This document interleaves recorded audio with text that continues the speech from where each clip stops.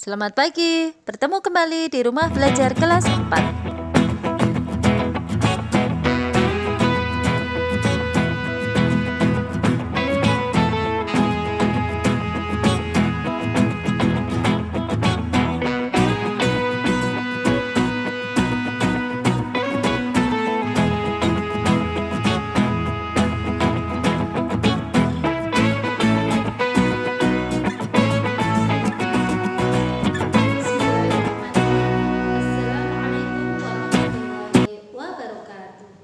Selamat pagi anak solih-solihah kelas 4. Selamat datang di rumah belajar kelas 4 Min 1 Kebumen. Bagaimana kabar kalian semuanya? Sehat? Alhamdulillah. Semoga kita selalu dalam lindungan Allah Subhanahu wa taala. Amin. Anak-anak, pada kesempatan kali ini kita akan belajar gagasan pokok dan gagasan pendukung serta pentingnya persatuan dan kesatuan bangsa. Anak-anak diharapkan setelah pembelajaran ini kalian mampu menyajikan gagasan utama dan gagasan pendukung setiap paragraf dari teks tulis dalam bentuk peta pikiran dengan tepat. Kemudian diharapkan juga kalian mampu menemukan contoh-contoh sikap persatuan dan kesatuan dalam keberagaman di lingkungan dengan benar. Baik, untuk yang pertama kita akan belajar gagasan pokok dan gagasan pendukung dalam bentuk peta pikiran.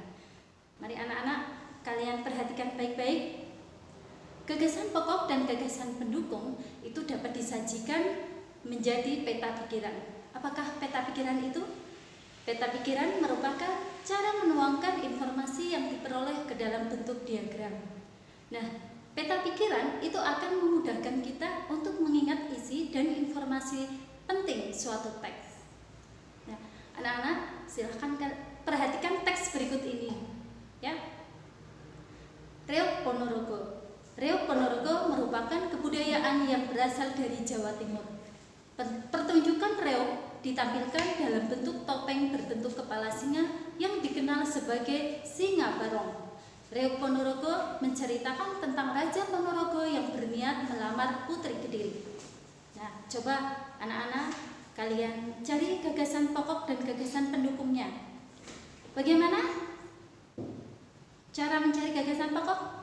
Gagasan pokok itu bisa terletak di awal, bisa terletak di akhir, dan bisa juga terletak di awal atau di awal dan di akhir sebuah paragraf. Ya, baik anak-anak, dalam teks Reog Ponorogo ini gagasan pokoknya yaitu Reog Ponorogo berasal dari Ponorogo, Jawa Timur. Sedangkan gagasan pendukungnya yaitu satu Singa Barong dan yang kedua isi cerita Reog Ponorogo.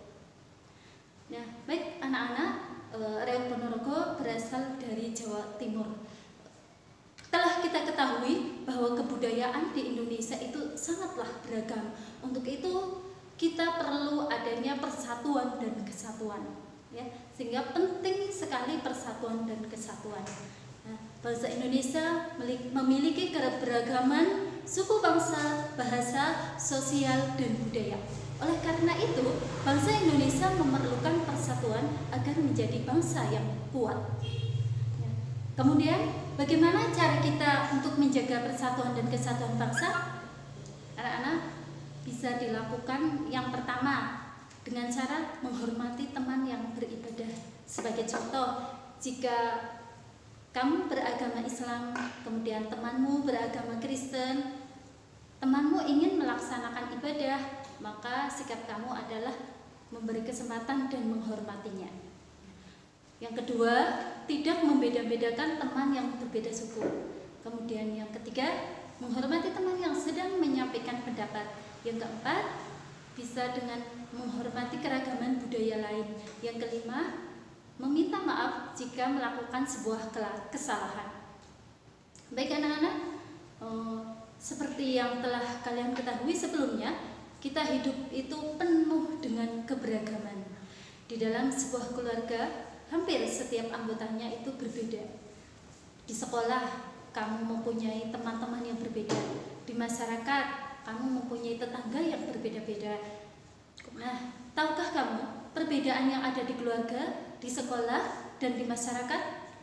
Nah, perbedaan yang ada di keluarga, sekolah, dan masyarakat itu akan menjadi indah apabila dilandasi oleh persatuan dan kesatuan. Apa sih sebenarnya makna persatuan dan kesatuan itu? Nah, untuk menjawabnya, mari kita lakukan kegiatan berikut ini. Kalian perhatikan, itu ada sebuah sapu lidi. Ya. Pertama, ambil sebuah sapu lidi, cabut sebatang lidi dari sapu lidi tersebut. Yang kedua, gunakan sapu dan sebatang lidi tersebut untuk menyapu. Bandingkan hasilnya. Baik anak-anak, pada umumnya sapu lidi digunakan untuk menyapu. Bisakah sebatang satu lidi digunakan untuk menyapu? Tentu saja tidak. Kita akan kesulitan karena hanya satu batang, maka bisa jadi patah, ya. Nah, lidi dapat digunakan untuk menyapu jika terdiri atas beberapa puluh atau bahkan ratus lidi yang diikat cukup erat menjadi satu. Nah, dengan menyatukan lidi-lidi dalam satu ikatan akan tercipta kekuatan yang sangat besar. Jadi, persatuan dan kesatuan dapat diartikan kumpulan bagian-bagian yang dipersatukan. Hal itu merupakan bukti pentingnya kekompakan dalam mewujudkan persatuan. Baik, dengan demikian anak-anak, persatuan itu tidak mementingkan kepentingan diri sendiri atau kelompok, tetapi lebih mengutamakan kepentingan umum. Baik anak-anak, ayo kalian temukan contoh-contoh lain sikap persatuan dan kesatuan dalam keberagaman.